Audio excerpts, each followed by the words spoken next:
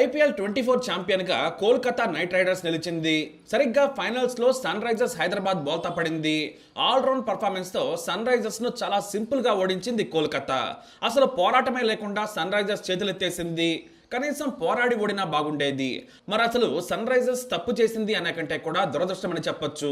Final రోజున హైదరాబాద్ కు కలిసి రాలేదు. మరీ ముఖ్యంగా ఓపెనర్స్ అభిషేక్ శర్మ, ట్రావిస్ హెడ్లు తొందరగా వికెట్లు కోల్పోవడం కొంపముంచింది. ఇద్దరిలో ఒక్కరు నిల్చున్నా కూడా మ్యాచ్ ఫలితం మరోలా ఉండేదేమో. కనీసం ఫైటింగ్ స్కోర్ అయినా కూడా బోర్డు మీద ఉంచేవారు. కానీ చాలా నిర్లక్ష్యంగా ఆడారు ఓపెనర్లు. బేపచ్చమైన ఆటకు మారుపేరైన అభిషేక్, ట్రావిస్ హెడ్లు కొంపముంచారు. ఆ తర్వాత వచ్చిన వారు కూడా కనీసం నిలదొక్కునేందుకు ఏమాత్రం ప్రయత్నం చేయలేదు. మిచెల్ స్టార్క్ ను ఆడడానికి కాస్త వెనకడుగు వేశారంటే పర్వాలేదనుకోవచ్చు. కానీ వైభవ్, హర్షిత్ రాణాల బౌలింగ్ కు కూడా మన హైదరాబాదీలు ఎంతలా డిఫెన్స్ లోకి వెళ్లిపోవడం ఆశ్చర్యం అనిపించింది. వరుసగా గ్యాప్ లేకుండా వికెట్లను పోగొట్టుకుంది హైదరాబాద్. మార్క్రమ్ సీజన్ మొత్తం ఫ్లాప్ అయినా కూడా అతనికి అవకాశాలు ఇవ్వడం ఆశ్చర్యపరిచింది. ఫిలిప్స్ లాంటి వారు ఉన్నా కూడా ఫ్లాప్ అవుతున్నా కూడా సమద్, సన్వీర్ సింగ్ లాంటి వారికి అవకాశాలు ఇచ్చారు. విజయం సాధిస్తుండడంతో వారి ఫెయిల్యూర్స్ ని పట్టించుకోలేదు సన్ రైజర్స్ టీం. దీంతో ఫైనల్లో కొంపముంచిందని చెప్పొచ్చు. ఇక మార్క్రమ్, నితీష్ క్లాసుల దగ్గరైనా మంచి స్కోర్ సాధిస్తారని ఫ్యాన్స్ సాధించారు. కానీ వారు కూడా విఫలమయ్యారు. క్లాసన్ కూడా దురదృష్టవశాత్తు బంతి బ్యాట్కు తాకి వికెట్లను గిరాటేయడంతో షాక్ అయ్యాడు. ఆ తర్వాత వచ్చిన షహబాజ్, సమదులు కూడా నిర్లక్ష్యంగా ఆడి అవుట్ అయ్యారు. చివరకు ప్యాట్ కమిన్స్ ఎదురుదాడి చేయాలని ప్రయత్నించినా కూడా సరైన మద్దతు అక్కడ దొరకలేదు. పిచ్చి పూర్తిగా బ్యాటింగ్ అనుకూలమని మొదటి నుంచి చెబుతూనే ఉన్నారు.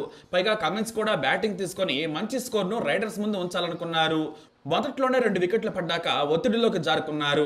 కానీ బ్యాటింగ్ లో పూర్తిగా విఫలమైంది హైదరాబాద్ టీం. ఎందుకంటే తర్వాత బ్యాటింగ్ వచ్చిన కోల్కతా 4లు 6లు చాలా సింపుల్ గా కొట్టేసింది.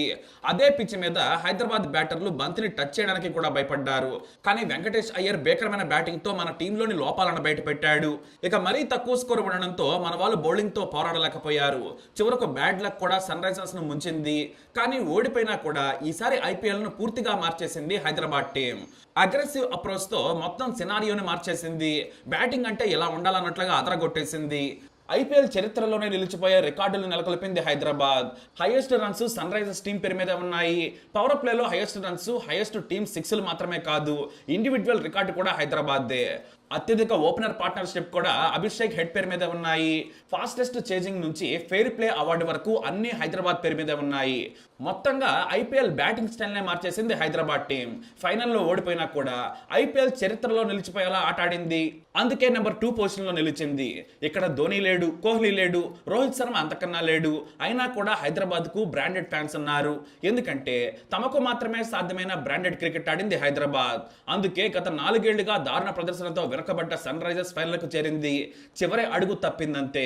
ఏదేమైనా వచ్చే ఏడాది ఖచ్చితంగా కప్పు గెలుచుకునేలా ఆడుతుంది అనడంలో సందేహం లేదు. All the best sun Risers and congrats to Kolkata.